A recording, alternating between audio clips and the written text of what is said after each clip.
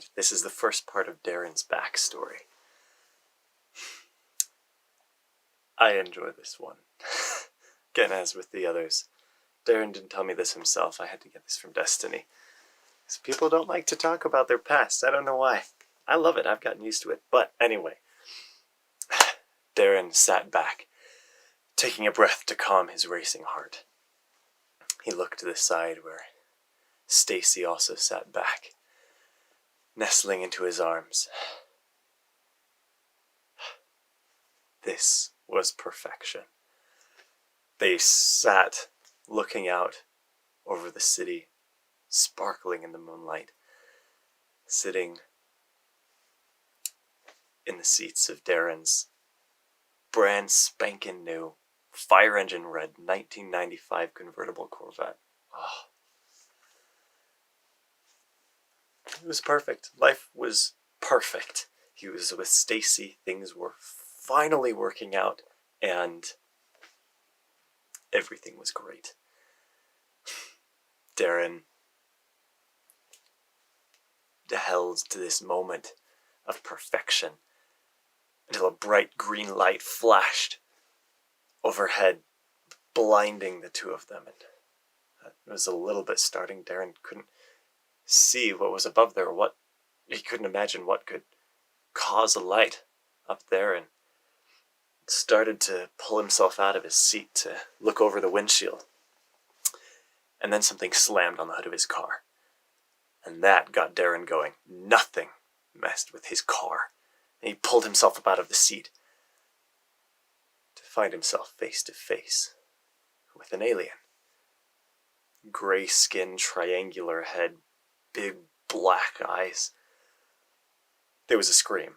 Darren wasn't sure if it was from Stacy or from him, but he felt frozen, no idea what to do, as he felt himself grow lighter and began to rise up out of the car. He tried to grab onto the windshield, the top of the windshield, but before he could get a hold, he was gone and up and in the air, twisting in the air, and he watched in horror as the alien put a foot up on his windshield and aimed a gun at Stacy. This time, it was both of them screaming as the alien raised its weapon and blasted Stacy. She fell limp on the seat, and Darren screamed himself hoarse as he rose up into the air. The green light grew brighter until it surrounded him, and he heard the sound of metal shutting, and everything went dark.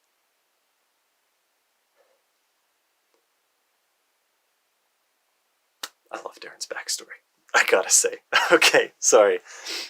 Darren came to himself and found himself strapped to a bed. He couldn't move anything no matter how hard he tried. And he knew exactly what was happening. The angels had come to take his brain. He didn't know why he had chosen him. He'd never gotten the best scores in school or anything. And he kind of whimpered to himself, knowing that the end had come. He heard the sound of something sliding open and footsteps echoing into the room. He squeezed his eyes shut. He didn't know why they would wait for him to be awake to do this thing. Maybe it was just their cruelty. But he waited for the pain to start, and was very surprised when he heard his own name. In English, Darren Wise. He cracked an eye open to see an older gentleman, a human, in blue plaid and jeans, setting down a folding chair and sitting down. Darren was very, very confused as the man kind of chuckled. He said, I bet you're thinking that you were going to lose your brain, or something like that. He said, no. He said, Darren, it's nice to meet you. My name is Chuck, and we need you, not your brain. Necessarily, though that's part of the package. We needs someone who's willing to go on adventures, to do dangerous things, and to save the universe from imminent destruction. I said, what do you say, Darren? Are you willing to save the universe? It took a minute for Darren to process what he was hearing, and then it took him another moment to digest it before he tried to shake his head. It didn't work, and he said, no, I want to go back to my family. And Chuck sighed. He said, Darren, this is the 8th time we've had this conversation, and frankly, I'm tired of wiping your brain and trying another tactic. You're going to take this job. He said, your family, you've been wiped from their memory completely. Stacy doesn't remember that you exist. Anyone that you associate with, you've been removed from their minds. You have no life on Earth anymore. Your life is here, now, on the world of truth. Darren could only manage a, what? And Chuck laughed and he said, come on, let's go take a look at your new job. Because I need to retire, and you've got to be the one to take my place. You're the best candidate we found. And Darren wasn't sure what to say. Stacy didn't remember him. His family didn't remember him. Yeah, he was not doing well with this. Chuck reached under the bed seat thing and pressed a button, and the straps that held Darren retracted. And Darren kind of pulled him up and moved him across the room. And he said, now don't try anything. I am trained in fighting, and plus we've got Profithians everywhere. So, they came out into the hallway, and Darren saw an alien walk past. And he followed it cautiously, and down the hallway there were more. And he looked to his left, and again there were more. He was completely surrounded. And Chuck urged him into motion again, pulled him by the arm, and he said, don't worry, the Profithians are just like humans, just, bigger, and they've got better guns than we do, so mind yourself here.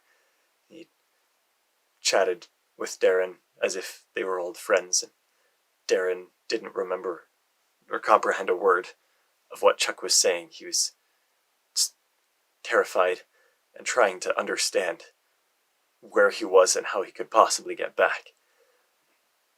As they came out of the building, it finally started to sink in that Darren was not going home anytime soon. As they came out to the edge of the walkway along this building, Darren saw that they were miles above the ground, in a floating building, surrounded by floating buildings on every side, everything glowing green, aliens everywhere. He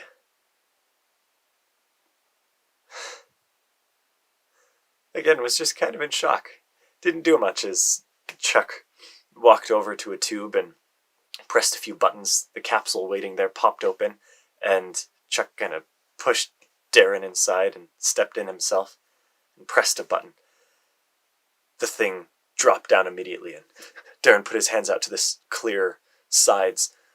Though there was no falling feeling, he was able to see the city whiz past on every side, green flashing all around him. As he sat in this clear capsule with metallic lining and green floor, and it moved insanely fast, and eventually came out somehow right side up on the ground, which was a blessing. Darren would take that. The capsule popped open again, and Chuck kind of pushed him out, and Darren stepped out, glad to be out of there, and glad to be on the ground at least.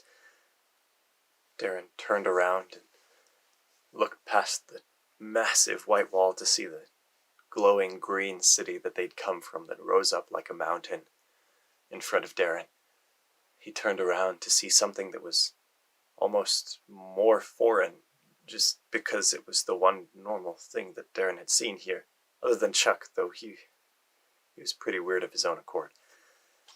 It was a neighborhood, like one that you'd see on Earth, maybe a little bit older, but of course the inhabitants weren't exactly like those of Earth. There were all kinds of odd numbers of limbs on creatures, and strange skin colors, and wings, and all kinds of things. But it all formed a scene that was just so odd. And Chuck came and put his arm around Darren, and he said, "Welcome, Darren, to the village. This is where you're going to be working for the rest of your life. This is the most important penitentiary in the universe." Darren said, "Penitentiary? A prison?" And Chuck said, "Yes, this is where we keep and take care of interdimensional troublemakers. So that's going to be your job." He said, "Come on, let's get to training." And Darren shook his head. He said, "No, I just want to go home." Chuck chuckled and said, "Well, that's too bad."